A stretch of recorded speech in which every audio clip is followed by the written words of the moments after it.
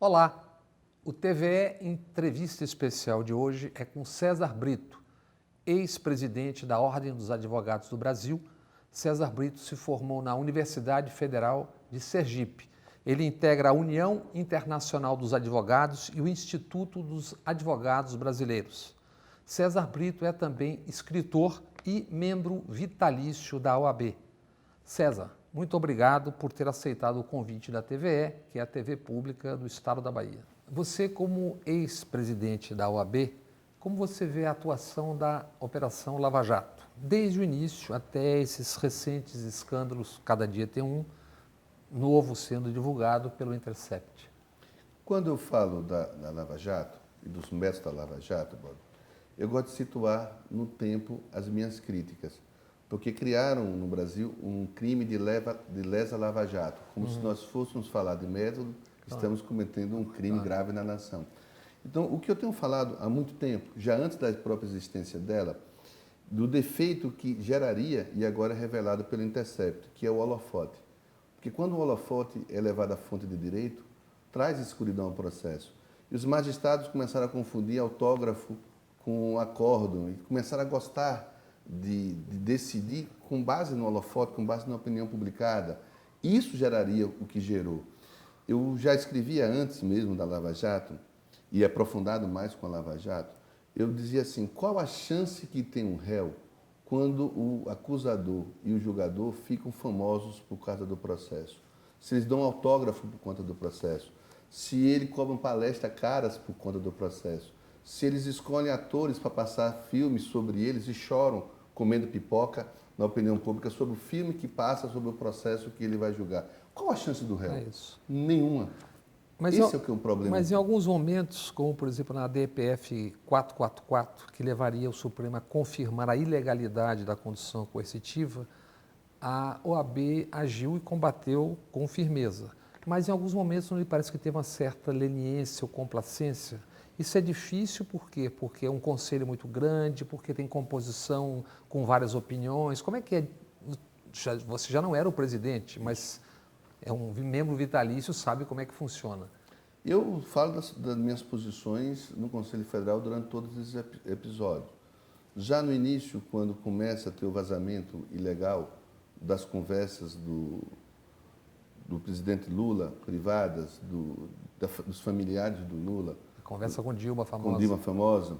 Já ali, e o grampo, sobretudo o grampo ambiental, no escritório do advogado do Lula, já ali eu propus a ordem, e a ordem se manifestou no sentido de processar o juiz que faz o uso da prova ilícita.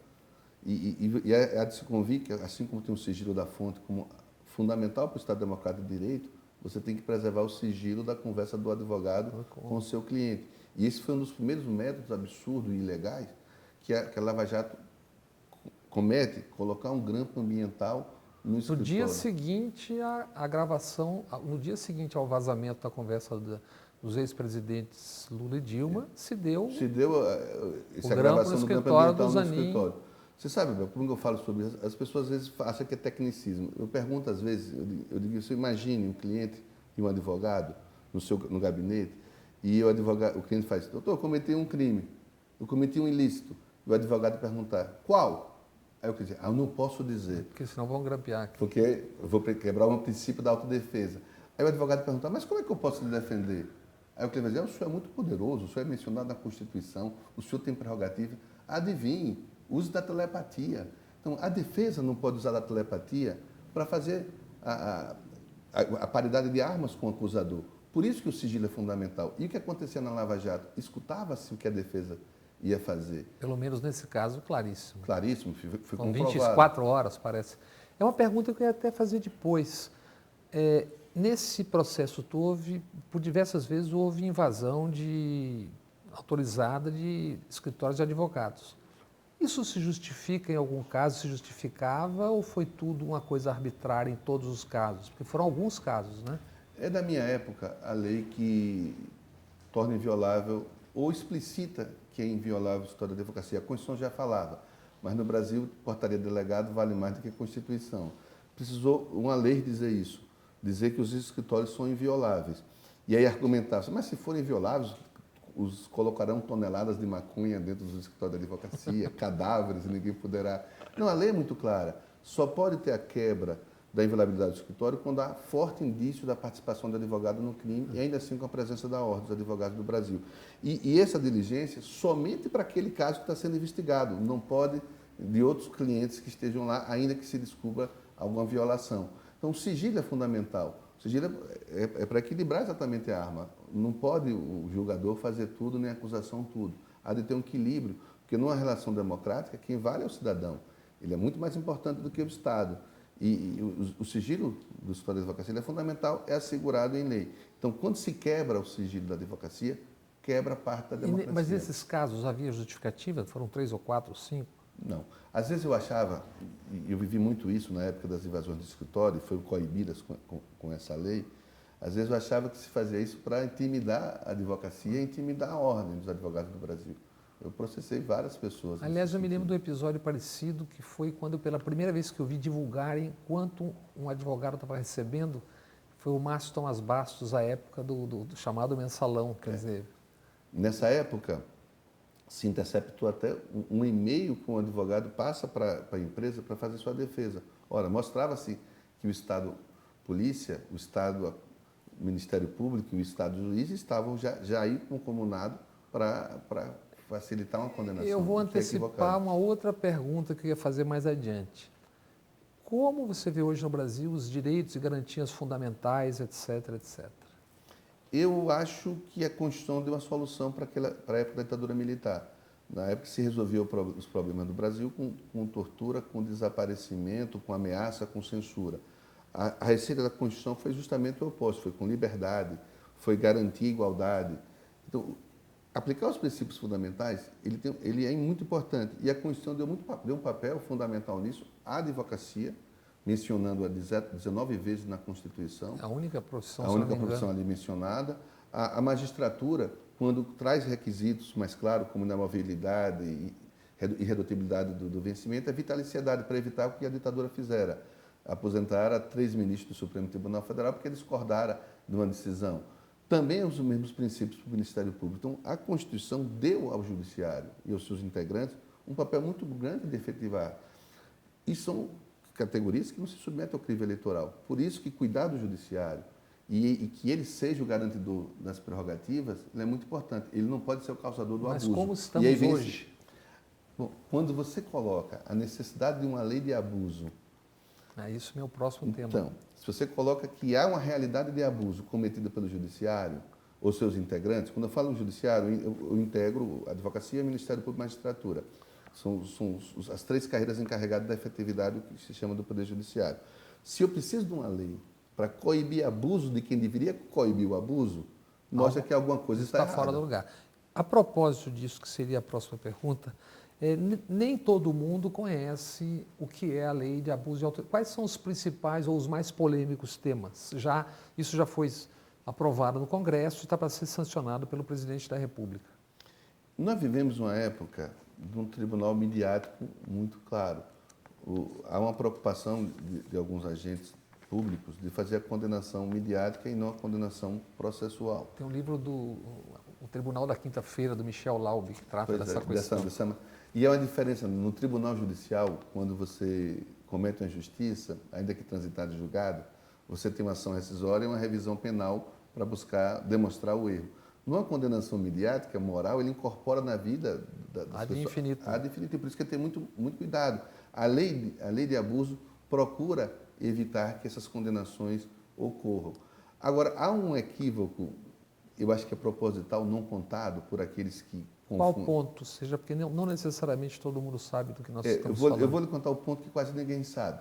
Para a lei de abuso ter a eficácia de combater o abuso, quem vai dar a palavra final é o próprio Poder Judiciário, é o próprio magistrado. Então, há uma garantia do magistrado de que o abuso só será decretado abuso pelo próprio juiz.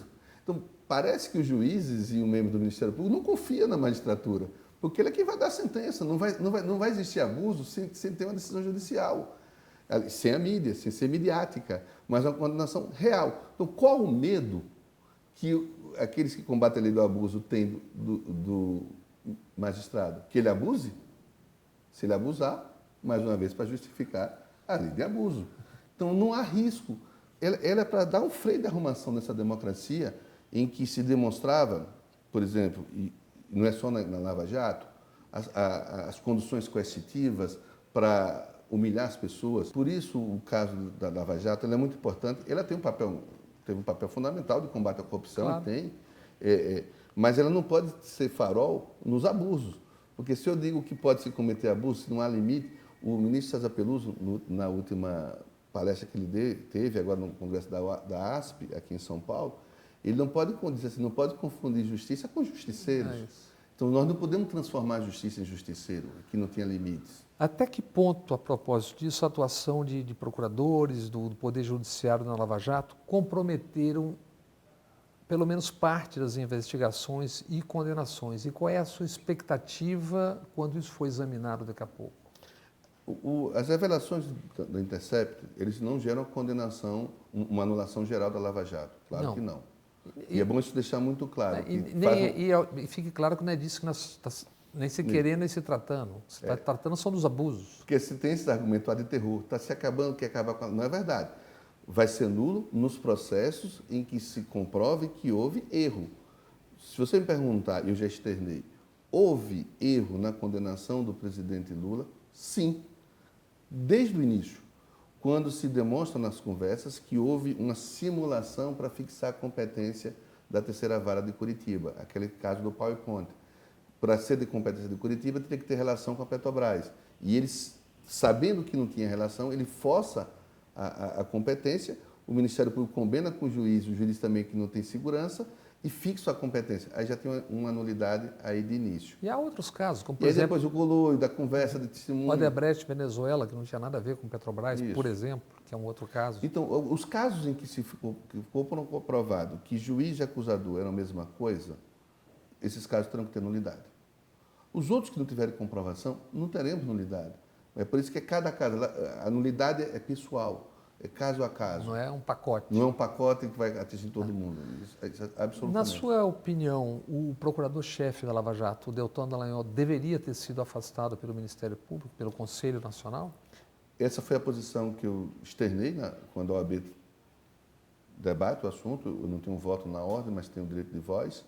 Externei, e é a posição oficial da OAB, o afastamento imediato. E usando um argumento que o Ministério Público usa para todos nós. Investigar não é condenar. Afastar-se para facilitar a investigação não é um ato de condenação. É ato de confiar no judiciário a investigação. Acho que ele devia ter se afastado, como também o ministro Moro. Acho que ele devia ter se afastado. Lá. Mas é mensurável o desgaste do Ministério Público, por exemplo, de setores do Ministério Público? É uma coisa mensurável, é perceptível isso? É sim, e é bom deixar bem claro que é setores do Ministério Público. Claro. Não há uma unanimidade nesse método. São acho que 17, quantos são? Não sei, mas eu acho que eu tenho muitos amigos do Ministério Público e eles também se revoltam porque isso macula a imagem do Ministério Público como um todo.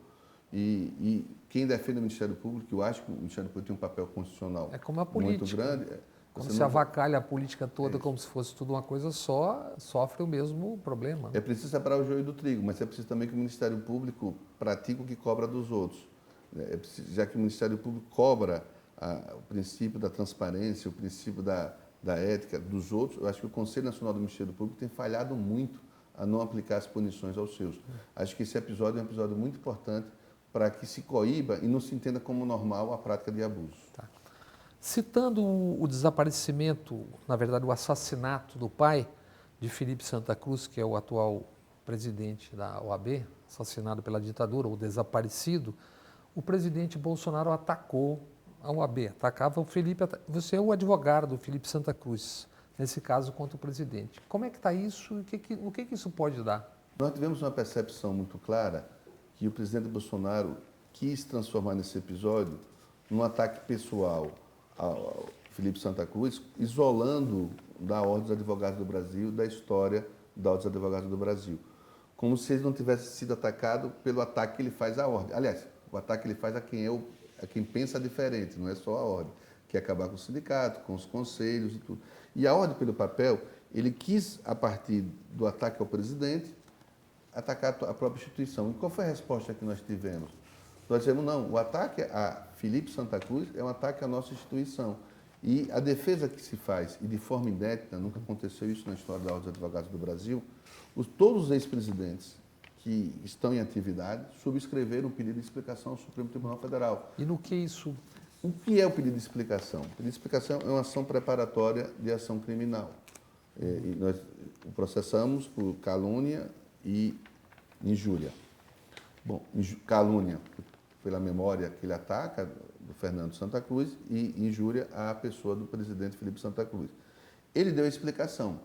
Cabe agora ao Felipe Santa Cruz dizer se aceita ou não a explicação.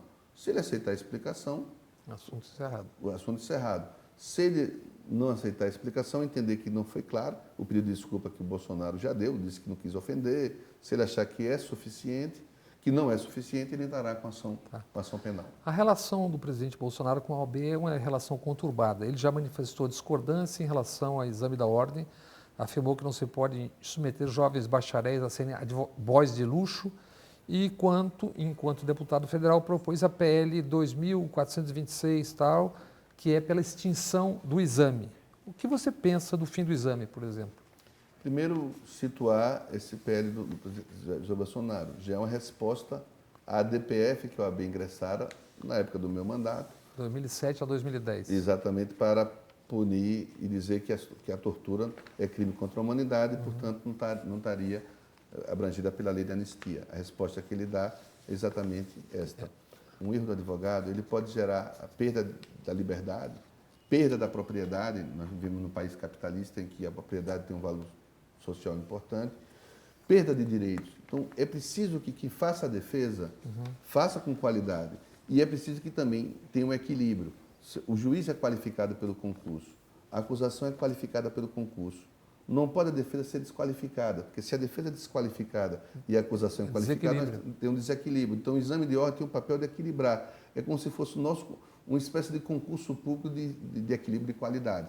Se tirarmos isso, teremos desequilíbrio. A propósito, o último número que me lembro, se não me engano, o Brasil tinha 900 mil advogados ou algo do gênero. Não sei quantos tem hoje, quantas faculdades, não sei se você sabe, e mais. Como está tudo mudando rapidamente, a tecnologia está mudando tudo, daqui a pouco, com essa quantidade de advogados, o que você vislumbra por aí? Estou falando agora já com estudantes e novos, jovens advogados. Se nós olharmos que hoje nós estamos 1 milhão... Já passou do milhão? 1 milhão e 100 mil advogados. O censo fala que nós somos 200 e poucos milhões de habitantes. Já aí nós temos 200 habitantes por advogado. Então já mostra aí o absurdo que nós temos, cada 200 pessoas, cuidando de crianças a idosos. Então nós temos mais advogados do que membros da população. Isso gera uma crise muito grande. E quanto mais cursos se criam, e há uma mercantilização da ascensão social. Eu acho que isso é o mais grave. As pessoas têm o direito de ascender socialmente pelo saber. E aí se pratica um conto de vigário quando se mercantiliza essa ascensão. Porque quantas faculdades são? Eram 1.100 faculdades na minha época, era muita faculdade. É um curso barato. E o pior é que boa parte não aprova no exame de ordem. E nós sabemos que o curso de bacharel em Direito é rito de passagem. Aprovados tem quantos mais ou menos? Eu acho que a média hoje é de 25% dos inscritos, mas se não formar dos egressos, dá quase 40% dos egressos, dos novos. Você tem uma reprovação muito alta, porque tem muita gente lá atrás que foi reprovado 5, 6 vezes porque não aprendeu. Na faculdade ele tende a ser reprovado e isso baixa o índice do exame de ordem. Mas se for olharmos só os egressos, a aprovação é muito grande. Mas tem um dado importante também no exame de ordem, que é novo. Eu tive a honra de conseguir fazer o exame de ordem unificado. O mesmo no Brasil todo foi no meu mandato. E nós inserimos no exame de ordem, até numa conversa com o ministro Paulo Vanucchi, que à época ministro dos Direitos Humanos, incluímos os direitos humanos no exame de ordem. 10 perguntas do exame de direitos humanos, com a intenção muito clara de trazer esse tema, que para a cidadania é fundamental, já nas faculdades de Direito. As faculdades começaram a colocar a disciplina de Direitos Humanos. Então, o exame de ordem também tem um papel de equilibrar e melhorar o ensino jurídico já na base. Vamos fazer um rápido intervalo e voltamos já. Estamos de volta com o TVE Entrevista Especial, que hoje conversa com César Brito, ex-presidente da OAB. Desde o julgamento chamado Mensalão, o Supremo vive um clima de intensa politização. muitas vezes aspectos secundários se tornam fundamentais. Por quais motivos o STF entrou nesse processo que leva a uma crescente perda de popularidade, de credibilidade? A gente fez isso nas ruas, nas pesquisas, né? E como recuperar isso? Nós temos um debate inconcluso ainda sobre a separação de publicidade e esses holofotes que se jogam no Poder Judiciário. Eu já tenho um texto mais antigo meu sobre isso, sobre a judicialização da política e a politização do Judiciário. Eu já mostro ali que o Judiciário passou a viver as nossas vidas, tem Facebook, tem Instagram, tem TV Justiça, então ele entrou na nossa casa. Você é a favor da TV Justiça? Veja, eu sempre fui TV Justiça não, da transmissão. Da transmissão. Eu sempre fui um defensor. Hoje eu tenho refletido muito sobre isso. Como eu acho que o holofote tem atrapalhado o judiciário, tem deixado de ser contra-majoritário, que esse é um papel do Poder Judiciário, para buscar agradar a opinião pública, a opinião publicada, eu acho que isso está trazendo prejuízo. As turmas não têm transmissão direta, só no pleno, né? As turmas conseguem ter uma decisão muito mais contra-majoritária, que esse é o papel do Judiciário. Não é para agradar determinada opinião à OAB. Então ele tem que buscar muito mais a justiça do que os holofotes. Acho que é uma questão que nós temos que refletir. É um dos poucos países do mundo que tem transmissão ao vivo. Eu acho que os julgamentos ficaram muito demorados também. Isso fez com que a pauta não se resolvesse. Cada voto 4 horas, 5 horas, 6 horas. E qual a sua avaliação sobre a atuação de Sérgio Moro enquanto juiz e quando juiz nesse processo, ao longo desse processo todo chamado Lava Jato? O Intercept demonstra aos bastidores da Lava Jato o que nós suspeitávamos, de que ele utilizava a Lava Jato como e eu acho que ele sempre dizia que como se o presidente Lula fosse um presente seu, o seu réu preferido, que ele pudesse atuar sempre que de forma diferenciada, o que ilegalmente, isso é ilegal, porque o juiz tem que ser absolutamente imparcial, e demonstrava-se que ele tinha um interesse muito claro numa condenação. O que não se sabia, que havia um interesse político disso, que se revela depois quando é convidado a ser ministro. Durante a campanha, que é mais grave. Durante a campanha, com vazamentos que beneficiaram o candidato que ele é chamado. Então, demonstrou-se que ali não havia um juiz imparcial. Havia um juiz com ambições políticas e provavelmente políticas eleitorais. Isso é muito grave para o judiciário. A propósito, continuando nesse assunto, o ex-presidente Lula e ex-presidentes do Partido dos Trabalhadores foram condenados e presos, assim como tesoureiros. No entanto, o maior partido até então de oposição, que era do PSDB, salvo Azeredo, ex-governador de Minas, que era um caso de 98, que só foi condenado e preso 20 anos depois, mesmo com contas na Suíça, etc., jamais houve condenação de nenhum grande nome. O que isso demonstra em relação a exatamente esse assunto que a gente estava conversando? Eu acho que isso pode demonstrar que o judiciário tem sido seletivo. Isso demonstra que isso é prejudicial. Eu acho que tem que se passar a julgar todos os processos com a mesma celeridade. O mensalão do PSDB e o mensalão mais vinculado ao PT tiveram tratamento foi com 43, mesmo quem não tinha foro privilegiado no Supremo, o outro desceu todo mundo para a primeira, salvo 3 ou 4. Então, acho que são coisas que nós temos que resolver. Agora, qual é o problema que nós temos em relação à percepção sobre o judiciário? Que tem dividido o país, que é um pouco dessa brigas que nós temos em família, que é um momento difícil que o Brasil está falando, está faltando um pouco do espírito de Sobral Pinto para nós brasileiros e principalmente para nós que integramos o Poder Judiciário. Tem 2 episódios que eu vou contar bem rapidamente do Sobral, que um é quando ele defende o Prestes, Luiz Carlos Prestes, condenado, preso, torturado no Estado Novo, e não tinha habeas corpus, e Sobral, um cristão apostólico romano, é designado para defender um comunista. O advogado dos advogados. Os advogados. E ele, na ausência do habeas corpus, ele usa a lei de proteção aos animais, mostrando um caso que um português tinha sido condenado porque chicotearam um cavalo. Ora, sendo um homem animal, ele usa esse instrumento para defender o Prestes. E aí a imprensa internacional procura Disse, como é que o senhor, um comunista, ou um católico apostólico romano, defende um comunista? Eu digo já a resposta dele. Mais à frente, a Juscelino Kubitschek ganha a eleição. Ganha a eleição e a UDN faz campanha para que ele não tomasse posse, na lógica de que ele não teria metade mais um dos votos. Garças e tudo mais. Queria antecipar o golpe de 64, já ali Claro. impedindo a posse de Juscelino Kubitschek. Sobral faz campanha pela posse de Juscelino Kubitschek.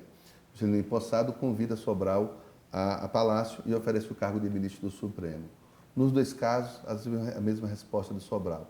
Ele diz, no caso de Prestes, eu rejeito o comunismo, luto contra o comunismo, mas amo os comunistas, amo a pessoa humana. E por isso a defesa dele. No caso do Juscelino Kubitschek, ele faz, eu não votei no senhor, não gosto do senhor, vou continuar fazendo campanha contra o senhor. Estava defendendo a Constituição. Esse tempo é que está faltando ao brasileiro. Nós estamos na seguinte lógica, contra meu inimigo, pode tudo. E condução coercitiva é legal, mas contra meu inimigo, pode.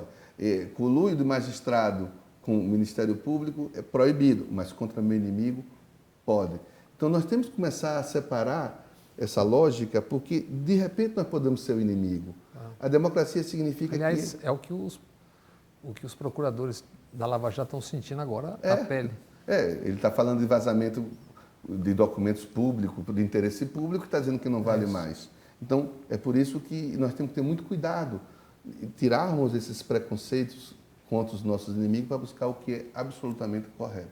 Vou dar um exemplo de algo que eu condenei na época e muita gente não gostou de ter condenado. Eu achei que foi um absurdo a forma como o presidente Cunha foi afastado do Congresso Nacional.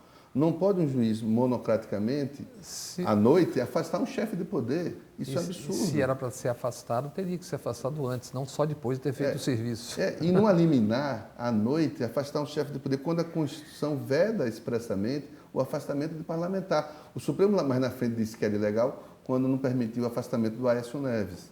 Então, você vê que, contra nosso adversário e contra os nossos aliados, nós temos que exigir o mesmo tratamento do Poder Judiciário, e não apenas um. Isso é um problema sério que está enfrentando o Brasil. Por um tempo, uma juíza impediu o ex-presidente Lula de conceder entrevistas. Foi preciso acionar o Supremo Tribunal Federal. As pessoas que não conhecem profundamente leis ficam um pouco confusas em relação a isso.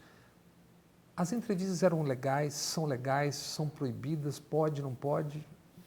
Nós temos dois princípios muito importantes na Constituição.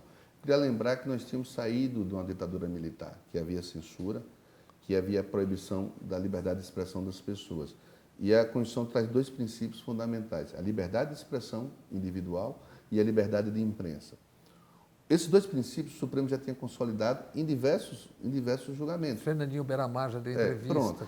Christoff. A lei de execução penal não retira, como não poderia retirar, como lei ordinária, esses princípios fundamentais. E no Brasil sempre foi aplicado. Todos os réus, do mais grave ou menos grave. Eu já entrevistei pistoleiro que matou 48 pessoas, Sebastião da Teresona, um ano atrás, um outro em Alagoas, matou 21. Nós tínhamos um programa de televisão nacional em que estava entrevistando presos no presídio de segurança máxima, né? A Câmara no presídio, na cela.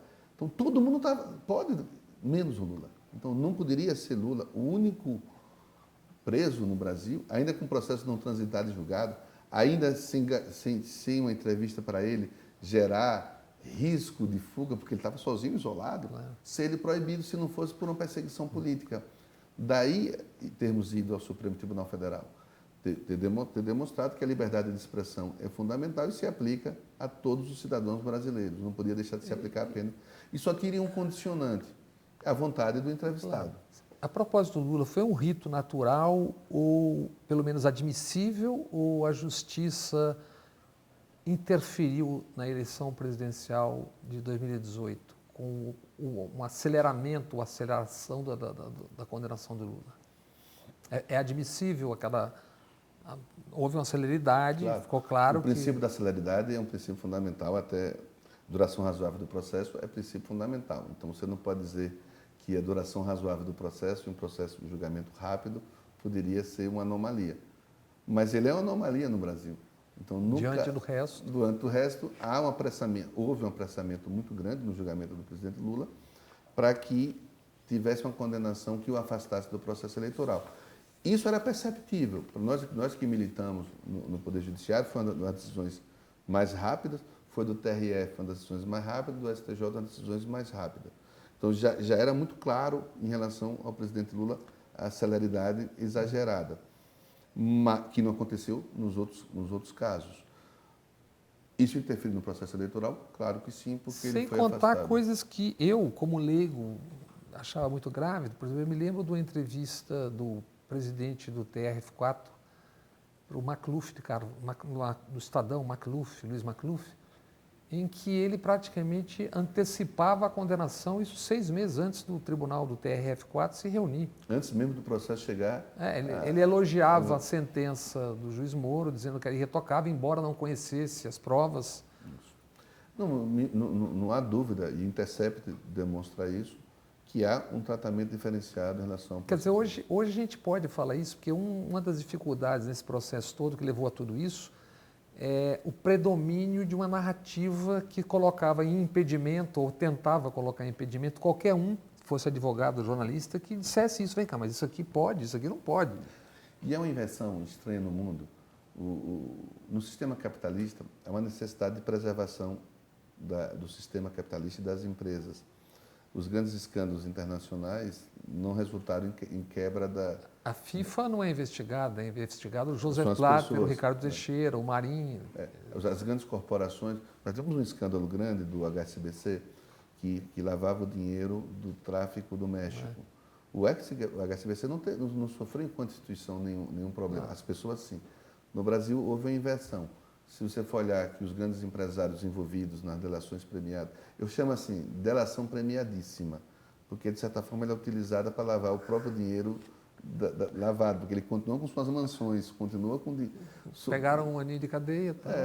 Seus bilhões. E o dinheiro desviado continua com eles. Então, você vê, alguns deles sequer têm processo. Se você for olhar o Odebrecht, o Emílio Odebrecht não tem nenhum processo. Então, há um sistema de proteção ao capital, às pessoas, aliás, mas as empresas quebraram. Aliás, com aquela quantidade, é difícil para um cidadão comum entender como é que aquela quantidade de milhões e bilhões trafegava por aí e os bancos. Então, algum sistema foi preservado, mas se você for olhar, as empresas de construção civil do Brasil quebraram, e ela incomodava no mundo todo. Aí você fala, mas as empresas teriam que ser preservadas? O que estou falando é que no sistema capitalista elas são preservadas. Vamos analisar a Alemanha de Hitler. A IBM fazia os olerites para Hitler descobrir os judeus para serem presos. A Ford fornecia os aviões de guerra. A Texaco dava o combustível para que tivesse os países dominados utilizassem. E boa parte dessas empresas de bancos utilizavam a própria mão de obra do Holocausto. Então, as empresas sempre tiveram nessa discussão e sobreviveram com o tempo. Mas no Brasil houve uma inversão geral, né? As empresas quebraram porque estavam ameaçando. A construção pesada acabou. E é um dos motivos do desemprego nosso. Aliás, para mim a condenação tem que ser no chefe, deixar isso bem claro. Não defendo a impunidade, mas aqueles que corromperam o sistema e corromperam o mundo todo, como lá atrás também no caso do Hitler, as pessoas deveriam ser também condenadas. E no Brasil, as pessoas do poder econômico não foram condenadas, estão sendo beneficiadas, que eu chamo de denunciação premiadíssima. E na política, parcialmente. E na política, parcialmente. E passado esse tempo, o que você pensa da delação premiada, do Instituto da Delação Premiada? Da maneira como tem sido aplicada, como foi aplicada?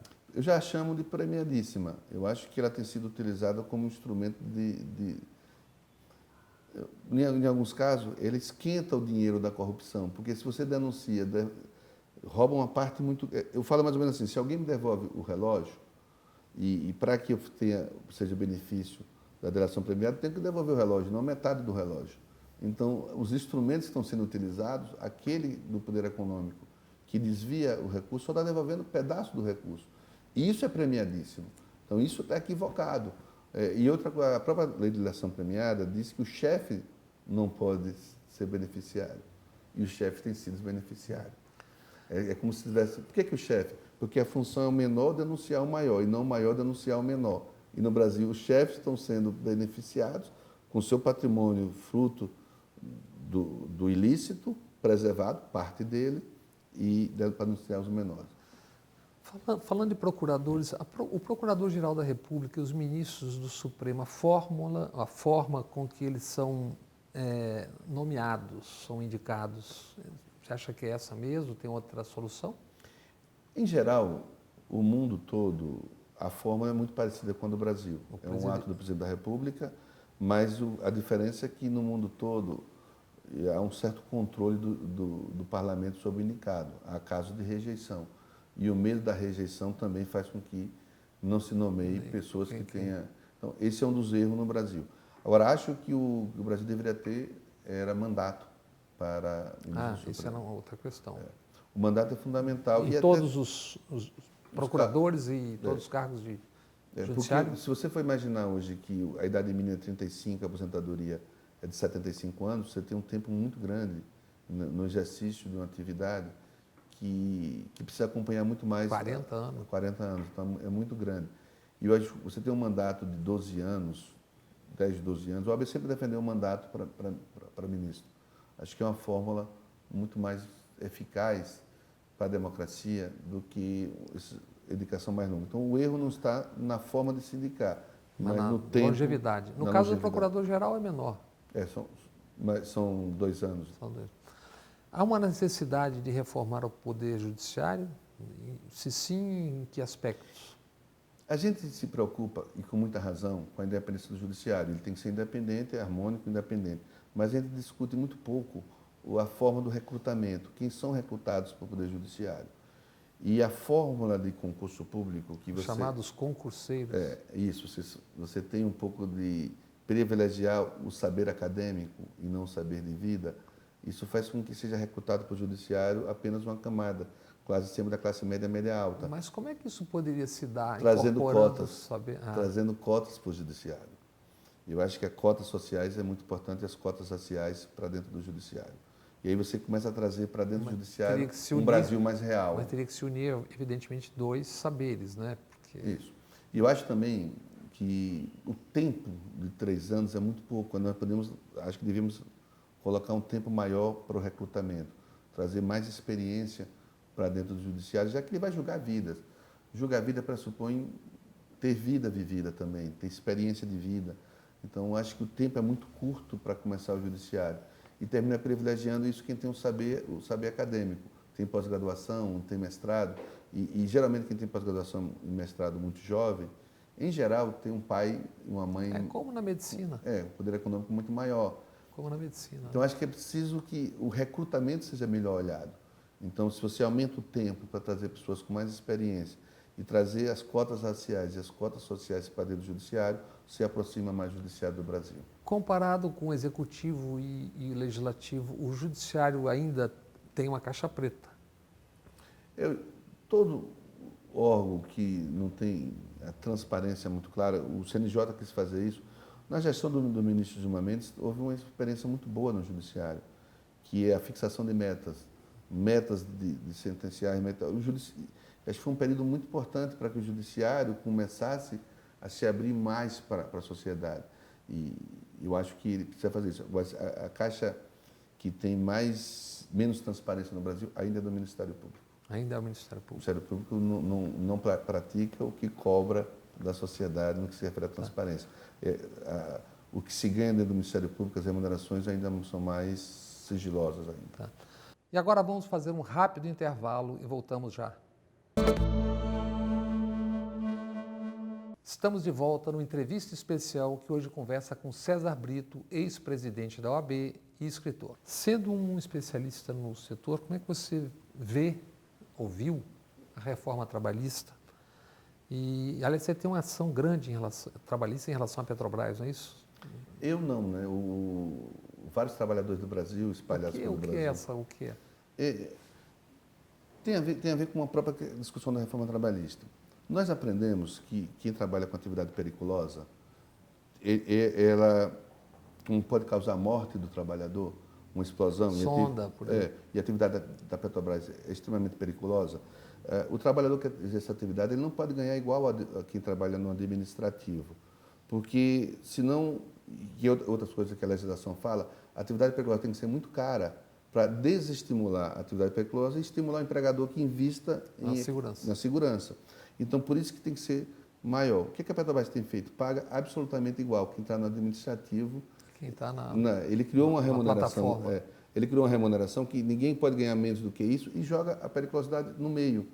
Então, o pedido é para que a periculosidade, o pedido principal, saia desse cálculo. Por isso é uma ação milionária, porque é muita gente... Porque envolve vários trabalhadores no Brasil todo que trabalham na área periculosa.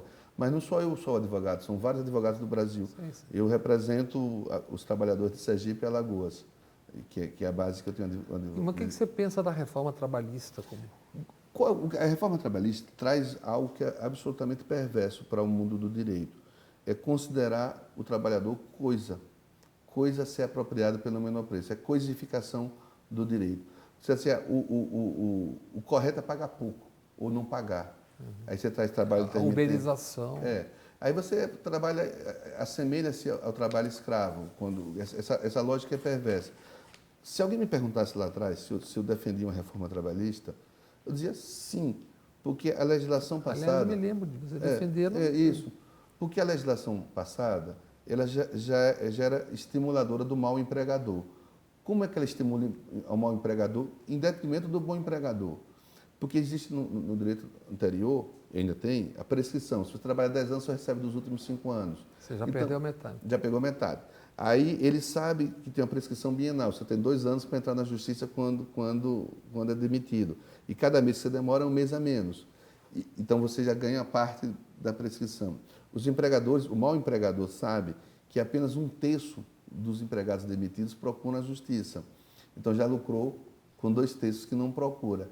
E quando vai à justiça, há uma regra perversa de que mais vale um bom acordo do que uma longa demanda. Então é aconselhado a pagar pela metade. Então, na legislação passada, havia um estímulo ao mau empregador.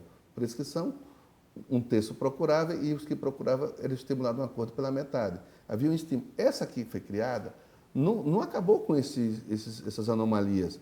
Ela mantém e caiu uma nova regra, dizendo que o mau empregador sequer precisará pagar os direitos. E essa é a lógica perversa, porque ele torna a justiça, ele permite acordos anuais nos sindicatos. Mas tem 20 passos até você conseguir...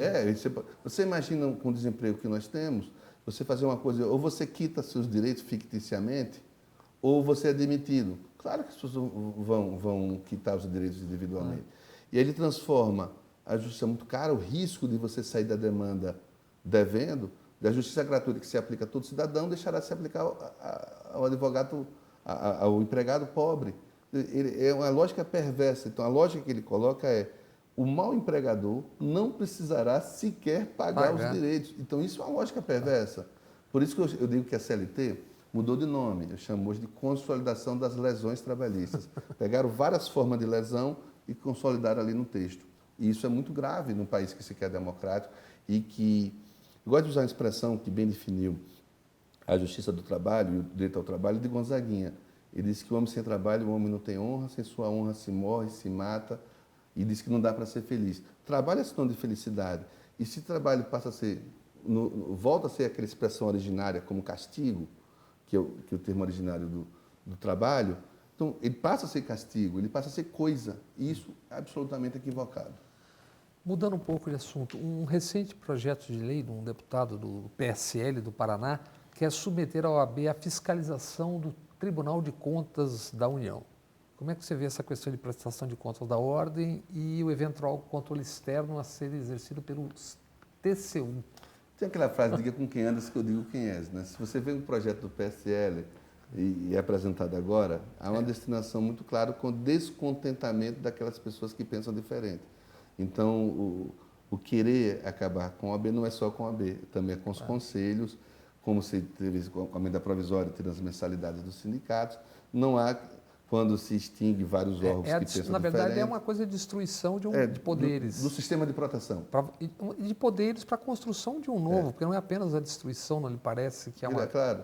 Então, todos os sistemas de proteção querem ser desmontados. Então, de proteção da sociedade civil e dos direitos fundamentais. Então, esse projeto está inserido nessa política de agora submeter-se ao Tribunal de Contas. Não é a primeira vez que se tenta submeter a OAB ao Tribunal de Contas. A primeira vez foi em Geisel. Então, a ditadura militar tentou o tempo todo submeter a ordem. Tem remanescentes. E por que esse ódio à advocacia? Eu escrevi um texto sobre isso. Por que o ódio à advocacia? Napoleão falava que queria cortar a língua dos advogados, quando ele era imperador. Hitler quis prender todos os advogados quando eles começaram a denunciar o Holocausto. Mussolini queimou vários escritórios de advocacia. O último general ditador brasileiro, Figueiredo, ele dizia que o sonho dele era encher o Maracanã de advogados e tocar fogo. Por que esse ódio aos advogados? Porque a nossa missão é defender a pessoa humana, brigar por justiça. Nossa função, a nossa lei diz assim, desagrada é quem desagradar, ainda que pareça impopular perante a opinião pública. Então, a essência da advocacia é a luta. Nós existimos quando há a injustiça. E quem comete a injustiça, quem confunde autoridade com autoritarismo, não gosta da advocacia. Por isso, todos os ditadores odeiam a advocacia. Então, esse projeto tem essa relação. Submetermos ao Tribunal de Contas tem essa característica de nos subordinar a um órgão. E como se o Tribunal de Contas fosse constituído por vários descendentes de santos, né? O Supremo já disse que a OAB é um órgão sui generis. E não é só a OAB que é sui generis. O Ministério Público é um órgão sui generis. Embora vinculado ao Executivo, ele é independente do Executivo. O próprio Tribunal de Contas é um órgão sui generis. Embora do Legislativo, ele é independente do Legislativo. Então, esses órgãos que têm função de participar... Anfíbia. Porque a OAB tem como função fiscalizar o poder público. Quando eu mencionei que a OAB é citada 19 vezes na Constituição, uma das suas missões é ter o controle de constitucionalidade. É a única instituição do Brasil que tem o poder de controle de constitucionalidade, eu chamo de órgão privado, que não seja... independente da pertinência temática. Então, eu posso entrar com qualquer ação de arguição de descumprimento do preceito fundamental, ação de constitucionalidade, para defender a sociedade. Então, nosso papel é defender a sociedade. E se você defender a sociedade contra o arbítrio, você não pode ser fiscalizado por um órgão do Estado. Mais uma ponte a ser queimada. Fake news. O Poder Judiciário atuou de maneira correta, tem atuado de maneira correta e pensa de maneira correta nesse tema? Esse é um dos temas mais difíceis da modernidade. O fake news não atinge só o Brasil, ele já estava foi muito forte na eleição do Trump nos Estados Unidos. No Brexit na Inglaterra. No Brexit também na Inglaterra.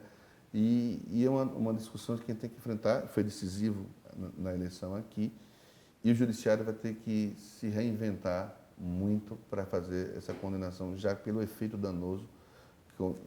Goebbels já falava isso, né, que a mentira repetida vira verdade, e a mentira potencializada pelas redes sociais e pelos robôs, pela inteligência artificial, ela é muito mais destrutiva ainda. Por isso que eu acho que o Judiciário tem que se debruçar mais fortemente sobre fake news. Acho que o inquérito que é instaurado pelo presidente Toffoli é nesse sentido. Espero que tenha alguma resposta, pelo menos desse inquérito saia alguma questão sobre... Como é que está aquela questão em relação ao pacotes de WhatsApp pagos por empresários durante a campanha de Caixa 2? Aquilo está parado? O Supremo Federal, numa ação da OAB, acertadamente compreendeu que o financiamento empresarial nas campanhas eram investimentos econômicos. Havia ali sempre um retorno e se mostrou em todos esses processos que eram investimentos econômicos. Então, pessoas jurídicas não podem financiar a campanha. Ora, se ela não pode financiar a campanha, financiar fake news tem dupla ilegalidade. Ser fake news é a mentira sabidamente mentirosa, repetida com fins eleitorais e por empresas. E essa investigação está ali andando, banha-maria, como é que está? Teria que andar o mais rápido possível, né? Porque o Judiciário tem que dar respostas imediatas e, infelizmente, não tem dado em algumas questões. Olha, jornalista receber informação vazada, seja do Ministério Público, do Judiciário, é do jogo do jornalista, do repórter, desde que isso não tenha crime ou não se limite a uma receptação à crítica, digamos assim. Como ver isso em relação aos vazadores? Que esse processo que a gente está vendo cada dia mais aparecendo que foi assim, foi assim, foi assim. São duas coisas que têm que ser separadas e as pessoas, às vezes, propositadamente não separam. O sigilo da fonte está lá na Constituição, no Brasil e em todas as boas democracias do mundo, porque quando você preserva a fonte jornalística, você preserva um outro direito que é fundamental, que é o direito da população ser bem informada. Então, e para ser bem informada e com informação de qualidade, você tem que ter o sigilo da fonte. Então, que não se confunde com quem vaza as informações contêm um dever do sigilo. Que é uma questão que foi muito posta agora com o Intercept. Isso. Então, o jornalista receber informação e transmitir faz parte da atividade jornalística, mas aquele que tem a função de guardar o sigilo, principalmente sendo um órgão do Estado, e vaza, aí é um ilícito que tem que ser apurado. Essa pergunta porque esse debate se colocou muito no momento com a questão, porque foi o hacker, não importa se foi o hacker. Isso. O hack comete um crime quando faz a invasão, então tem que ser investigado como um O hack. jornalista que recebe está no papel dele. São papéis fundamentais para a democracia, para que possa revelar o que há no submundo do poder. O presidente Bolsonaro está falando em absolver ou algo do gênero envolvidos no massacre do Carandiru e Eldorado do Carajás. Como é que você, ex-presidente da OAB, vê um episódio como esse? Eu prefiro ver como a Constituição vê. A Constituição diz claramente que não pode ser motivo de indulto, não pode ser motivo de graça, não pode ser motivo de anistia quem comete alguns tipos de crime. Se o crime é cometido pelo agente do Estado, é diferente do crime cometido pelo privado, porque o agente do Estado tem a obrigação de preservar vidas. E quando o crime é cometido por agente do Estado, como em alguns casos que são anunciados que são de genocídios e de massacres, esse, para mim, é uma vedação constitucional do indulto. Então, para mim, há uma proibição ao indulto de pessoas que cometem crimes, massacres em nome do Estado. E isso é importante para a democracia.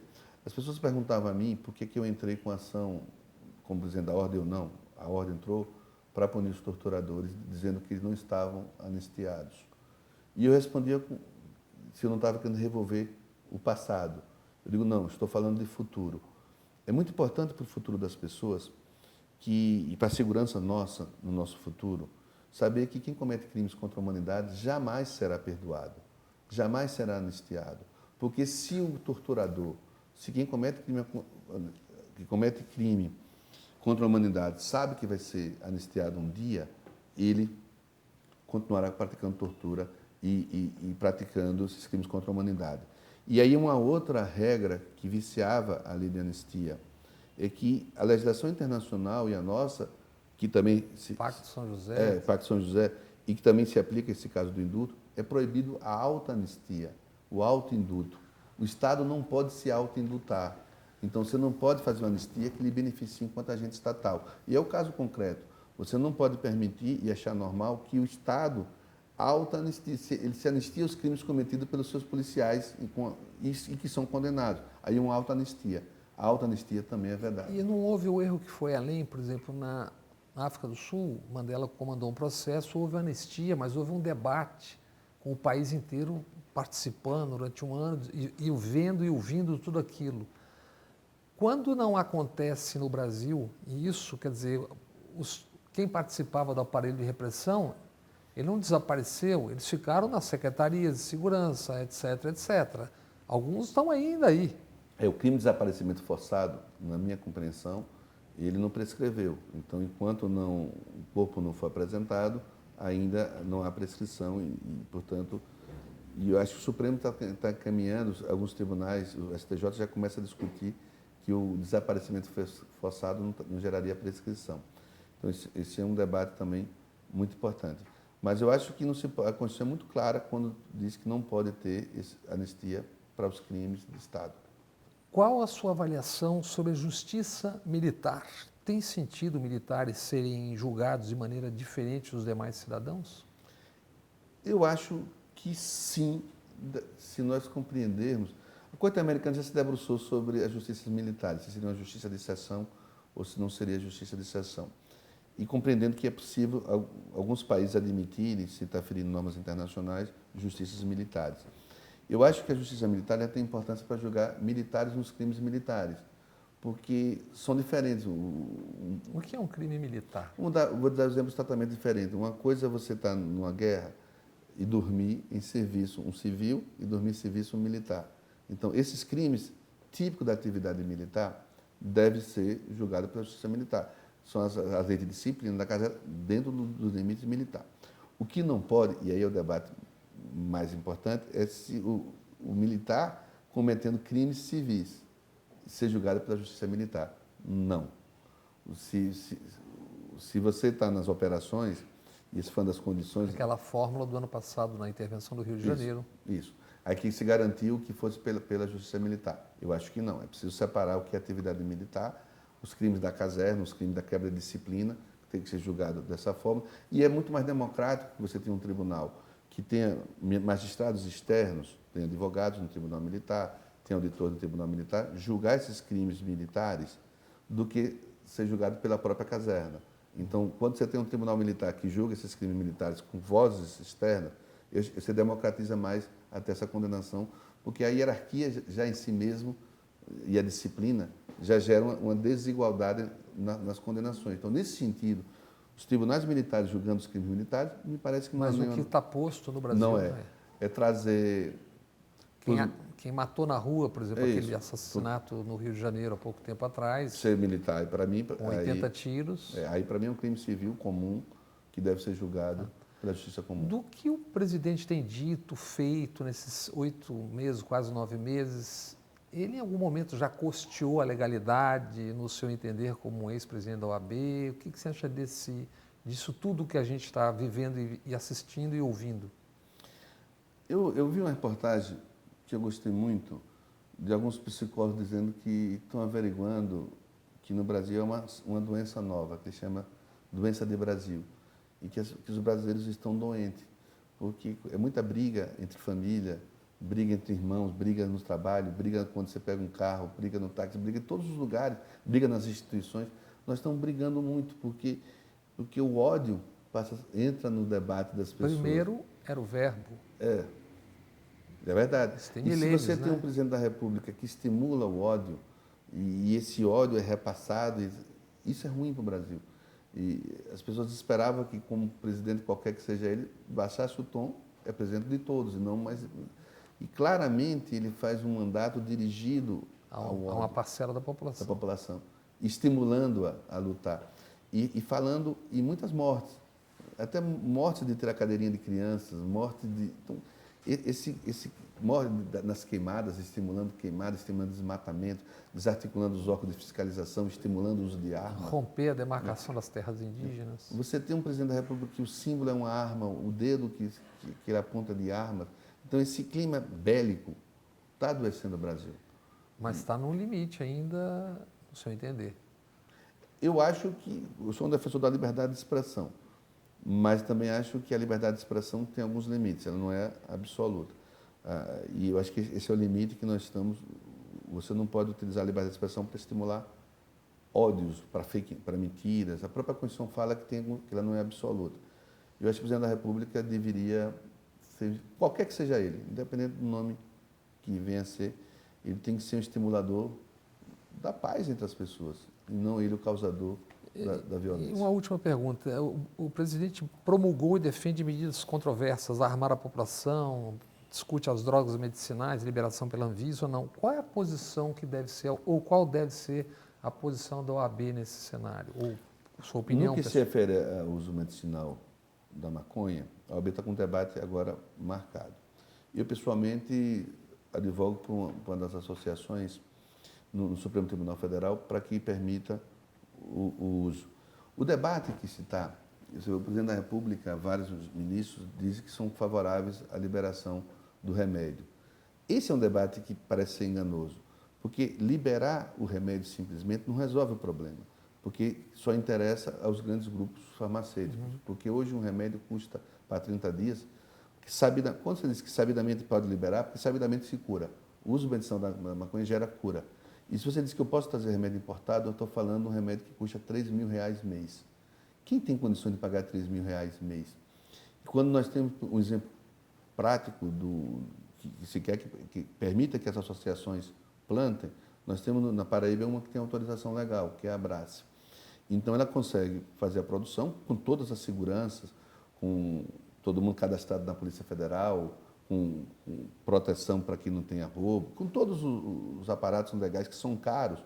E ela consegue produzir, só consegue produzir para quem é associado, e todo termo é associado, sai R$300 esse que custa 13 mil nos grandes laboratórios, ela consegue fornecer por R$300. E aí tornou acessível. Se você permitir que essas associações, as pessoas plantem para fins medicinal, isso cai para R$100, R$150. E isso é que nós temos que defender, o acesso universal à saúde.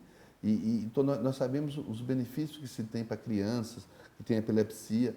Você não pode proibir que as pessoas tenham direito à dignidade da saúde, à vida digna, por preconceito, por moralismo ou para beneficiar a ganância dos grandes laboratórios. Então, por isso que o uso medicinal da maconha ele é fundamental para garantir a vida digna. E por isso que eu acho que uma das causas que eu acho que a OAB vai defender, tem realizado seminários, já realizou no Rio de Janeiro, no Distrito Federal e agora no Seminário Nacional. Esse foi mais um TVE Entrevista Especial, que hoje conversou com César Brito, ex-presidente da OAB e escritor. Essa é a TVE, a TV Pública da Bahia.